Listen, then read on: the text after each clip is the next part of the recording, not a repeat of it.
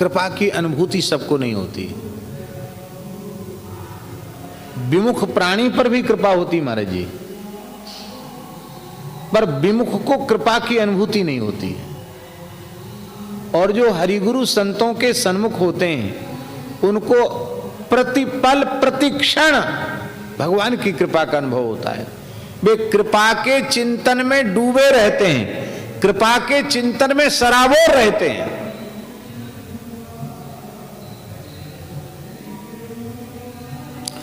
खूब जोर का पानी बरस रहा है और आपके आंगन के चौक में बर्तन उल्टा पड़ा हुआ है, औंधा मुंह, भगोना, बाल्टी, लोटा उल्टा रखा है, तो चाहे जितना पानी बरसे उसमें एक बूंद भी नहीं जाएगा, क्योंकि औंधा पड़ा है। और उसी पात्र को जो औंधा पड़ा हुआ था उसको आपने सीधा कर दिया, उल्टे को सीधा कर दिया, उल्टे को उल्टा कर दिया, तो वो बरसता हुआ पानी केवल उसमें बरसेगा ही नहीं, लबालब भर जाएगा। और उसके बाद भी बरस रहा है तो के फिर छलकने लग जाएगा, उससे बहने लग जाएगा। ये संत सदगुरुदेव और कोई काम नहीं करते, यही काम करते हैं। हम लोग तो ठाकुर जी की तरफ पीठ किए हुए हैं, भोगों की और संसार की ओर औंधा मुंह करके पड़े हैं। ये समर्थ संत सदगुरुदेव हम जीव रूपी पात्रों को जो उल्टे पड़े हुए हैं इनको ठाकुर जी के सन्मुख कर देते हैं। जब जीव ठाकुर जी के सन्मुख हो जाता है तो उसको प्रतिपल प्रतिक्षण भगवान की कृपा का अनुभव होने लग जाता है। विमुख प्राणी कृपा का अनुभव नहीं करते, सन्मुख प्राणी निरंतर कृपा का अनुभव करते हैं। अनुकूल परिस्थिति में तो कृपा का अनुभव करते ही हैं, प्रतिकूल से प्रतिकूल परिस्थिति में भी वे कृपा का अनुभव करते हैं। प्रतिकूल से प्रतिकूल परिस्थिति में भी कृपा का अनुभव करते हैं।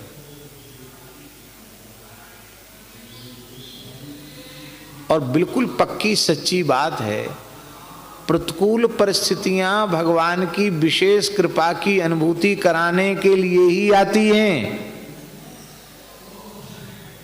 और हम ये समझ लें कि भगवान की कृपा हो रही इस रूप में, तो हमको दुख होगा, हमें कष्ट होगा, हमें भय होगा, उद्वेग होगा, चिंता बिल्कुल नहीं होगी, प्रसन्नता रहेगी। महाराज जी एक दृष्टांत सुनाते थे, पंडित जी महाराज का दृष्टांत।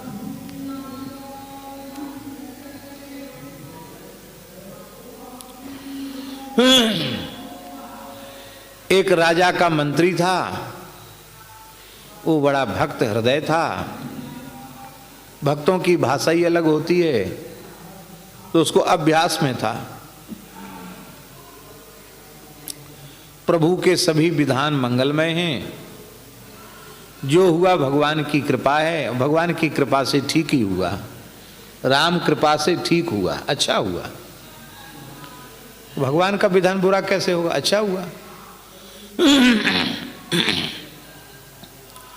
एक दिन राजा गन्ना चूस रहा था,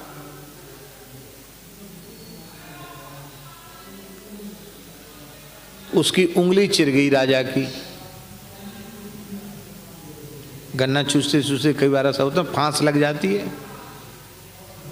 फांस लग गई, उसकी उंगली कट गई राजा की, उसमें से रक्त निकल आया। लोग तो कह रहे थे लाओ लाओ कपड़ा लाओ, पट्टी लाओ, मलम पट्टी करो।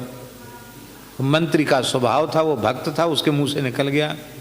अच्छा हुआ, भगवान की कृपा से जो हुआ ठीक ही हुआ। वाह, भगवान की बड़ी कृपा है।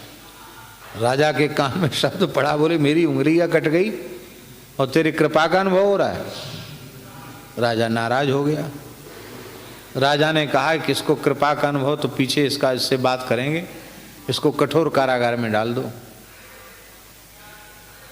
राजा की आज्ञा इस सर्वोपरि होती थी। मंत्री जी बेचारे पदच्युत तो हो ही गए, जेल में और चले गए। राजा की तो खैर उंगली कट गई थी, ठीक हो गई, पर चिन्ह तो था कटी हुई उंगली का। एक दिन राजा शिकार खेलने गया, और शिकार खेलने गया तो वहाँ भटक गया जंगल में, और 7 के सिपाही सैनिक छूट गए और राजा को वहाँ के जंगली लोगों ने पकड़ लिया। वो पकड़ने का कारण ये था कि वो सब तामसी पूजा करने वाले थे, देवी के नाम से किसी मनुष्य को बलि देने के लिए पकड़ के रखा था। वो मनुष्य चकमा देकर भाग गया, वो छूट गया। अब उनको किसी आदमी की जरूरत थी नरबली के लिए, राजा मिल गया, पकड़ो इसको ले चलो। इसको जैसे ही ले गए, स्नान ध्यान कराया, देवी के सामने बिठाया, तो उन भीलों का जो पुरोहित था जंगलियों का, उन्होंने कहा देखो इसके कोई शरीर में अंग भंग तो नहीं है, घाव तो नहीं कहीं शरीर में। तो उंगलियां कटी हुई थी, भी घाव भरा नहीं था। अरे बोले नहीं, ये बलि के योग्य नहीं है, बलि पशु कहीं से भी अंग भंग नहीं होना चाहिए। छोड़ दिया।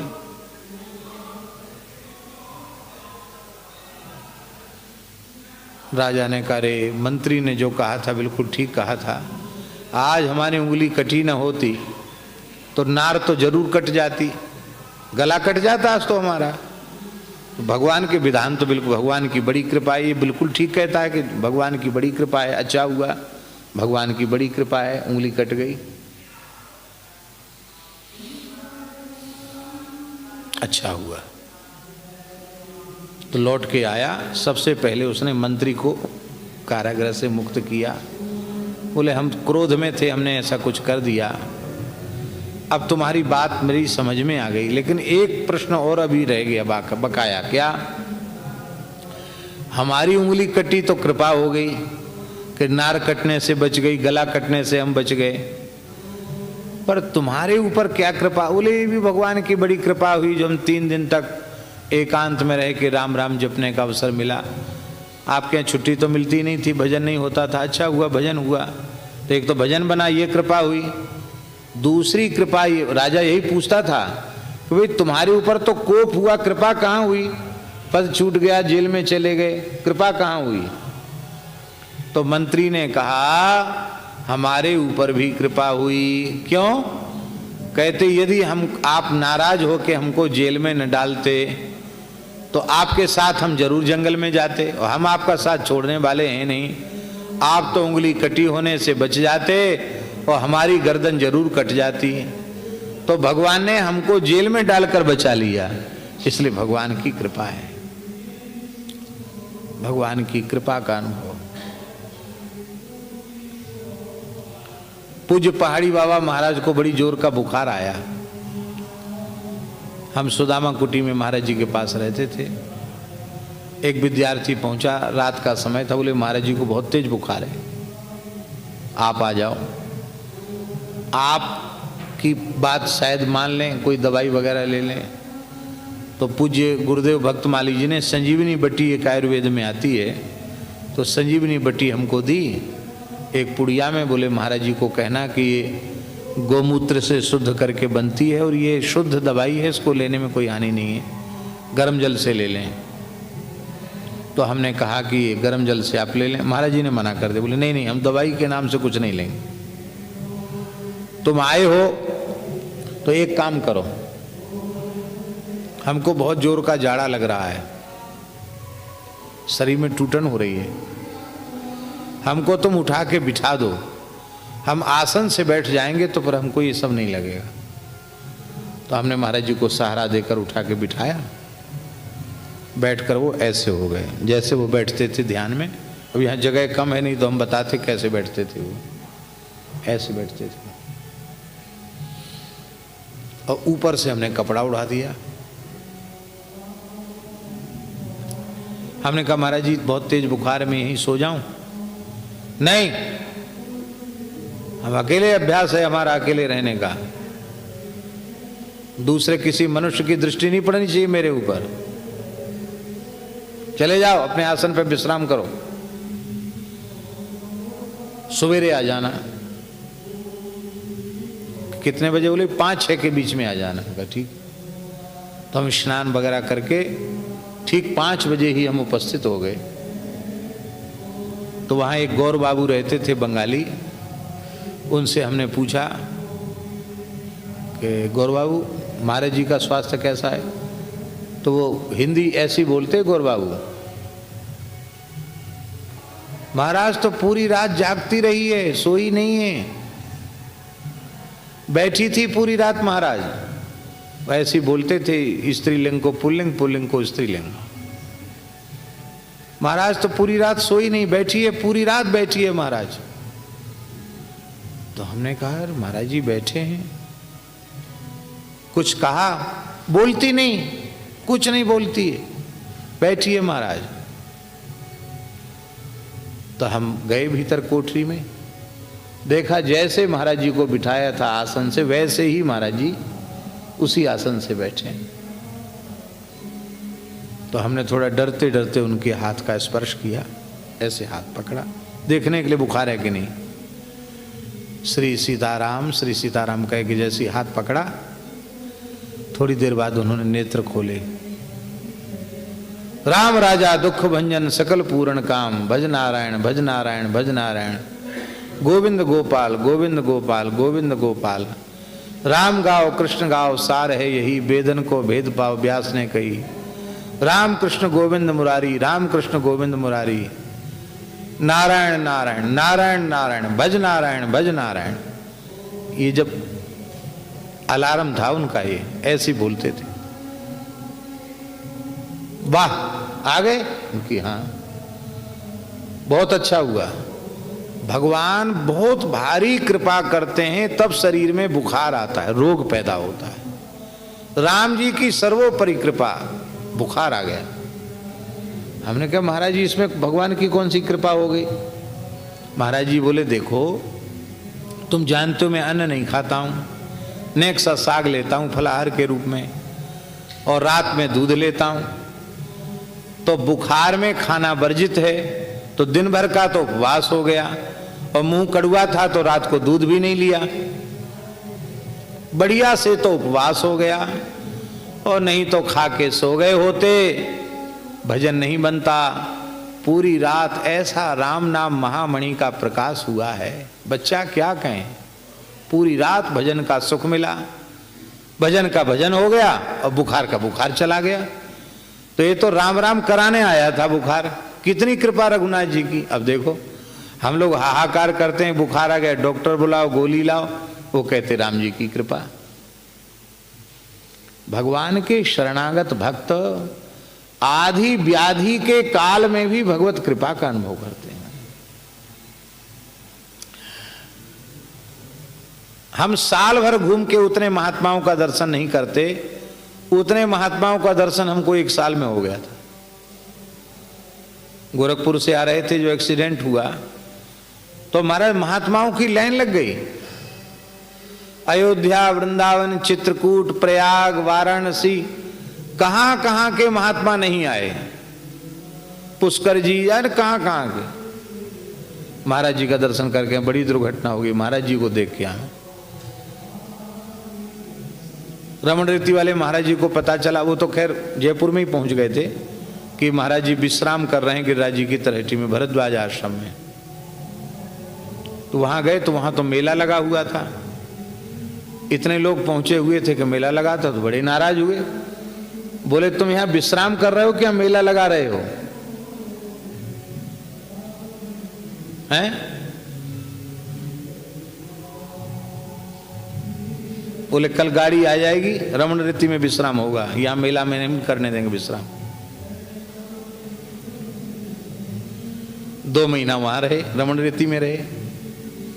हाँ, वहां विश्राम पूरा हुआ। वहां तो महाराज ऐसी पहरेदार महाराज जी ने बिठा रखा था, कोई नहीं जा सकता, चाहे महात्मा हो चाहे गृहस्थी हो, कोई नहीं जाएगा। 1 घंटे महाराज जी के जो हॉल है उसी में बैठ के 1 घंटे भगवत चर्चा करते थे। बोले वो इसलिए कि उसके बिना आप रह नहीं पाओगे, इसलिए 1 घंटे चर्चा, बाकी विश्राम। पास में कोई नहीं जाएगा, मिलने कोई नहीं जाएगा। तो हम अपने मन में सोचते कि साल भर का तो ब्रजवास हुआ, और जिन महात्माओं का हम साल भर घूमकर भी दर्शन नहीं कर सकते थे, ऐसे सैकड़ों संतों का दर्शन हो गया और ब्रजवास भी हुआ। और भगवान ने यह अनुभव करा दिया कि तुम सोच रहे हो कि हम कथा कह करके ये संस्था चला रहे हैं, ये बात बिल्कुल झूठी है।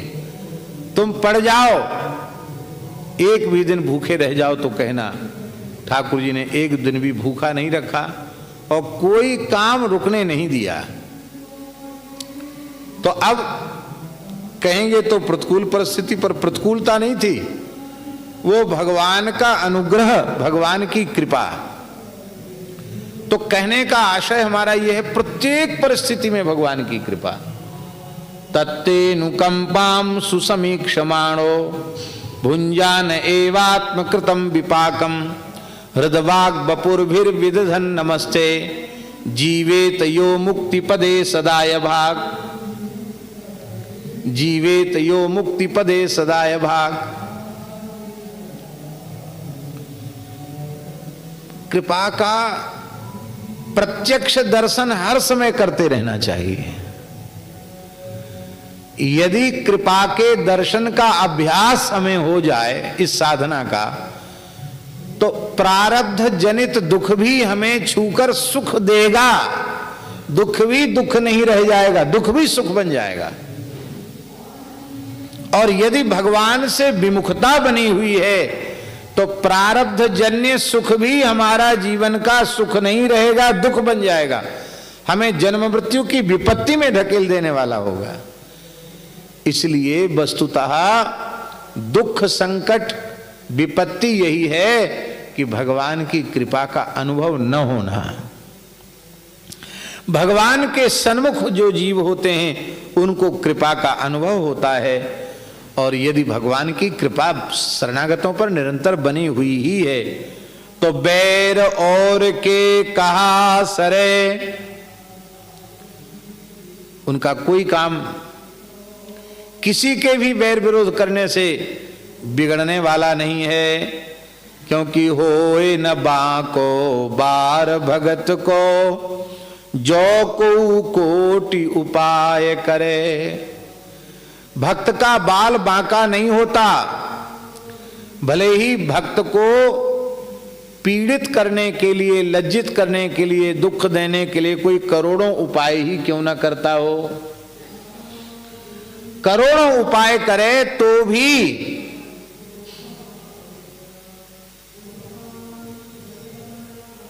भक्त का कुछ भी बिगड़ने वाला नहीं है।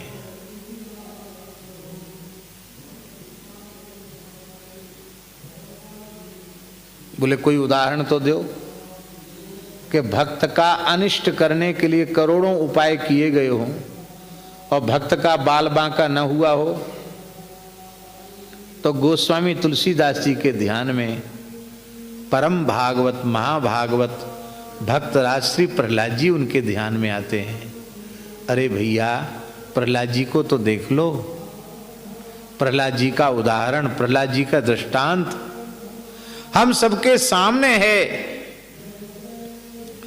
राम जी की कृपा प्रहलाद जी पर पूरी पूरी है तो कहां तक कहें और बैर और के कहा सरे। त्रिलोक विजयी हिरण्यकशिपु का बैर विरोध भी प्रहलाद जी का कुछ नहीं बिगाड़ सका। प्रहलाद जी का बाल बांका नहीं हुआ।